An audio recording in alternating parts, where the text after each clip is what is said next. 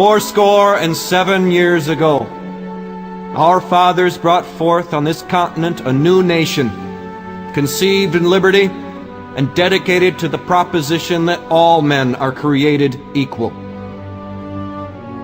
Now we are engaged in a great civil war, testing whether that nation, or any nation so conceived and so dedicated, can long endure. We are met on a great battlefield of that war. We have come to dedicate a portion of that field as a final resting place for those who here gave their lives that that nation might live. It is altogether fitting and proper that we should do this. But in a larger sense, we cannot dedicate, we cannot consecrate, we cannot hallow this ground. The brave men, living and dead, who struggled here, have consecrated it far above our poor power to add or detract. The world will little note nor long remember what we say here, but it can never forget what they did here. It is for us, the living, rather, to be dedicated here to the unfinished work which they who fought here have thus far so nobly advanced. It is rather for us to be here, dedicated to the great task remaining before us, that from these honored dead we take increased devotion to that cause for which they gave the last full measure of devotion. That we here highly resolve that these dead shall not have died in vain. That this nation, under God, shall have a new birth of freedom. And that government of the people, by the people, for the people, shall not perish from the earth.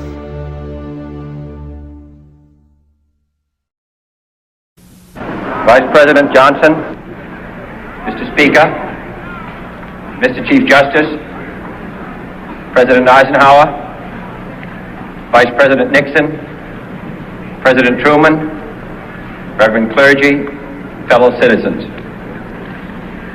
We observe today not a victory of party, but a celebration of freedom, symbolizing an end as well as a beginning, signifying renewal as well as change.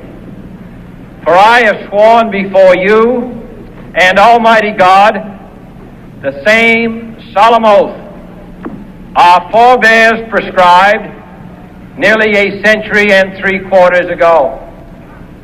The world is very different now, for man holds in his mortal hands the power to abolish all forms of human poverty and all forms of human life.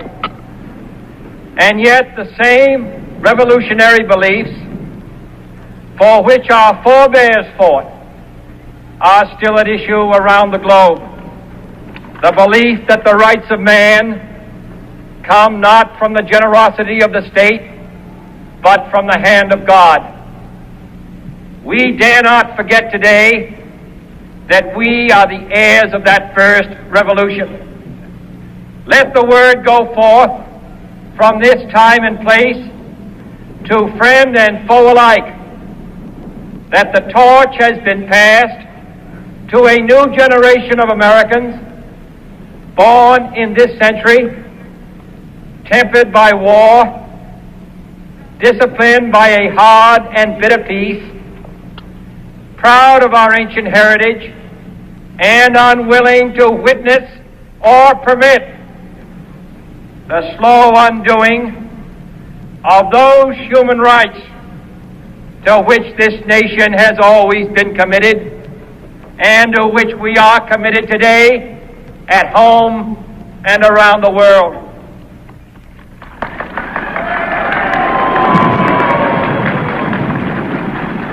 Let every nation know, whether it wishes us well or ill, that we shall pay any price bear any burden, meet any hardship, support any friend, oppose any foe to assure the survival and the success of liberty.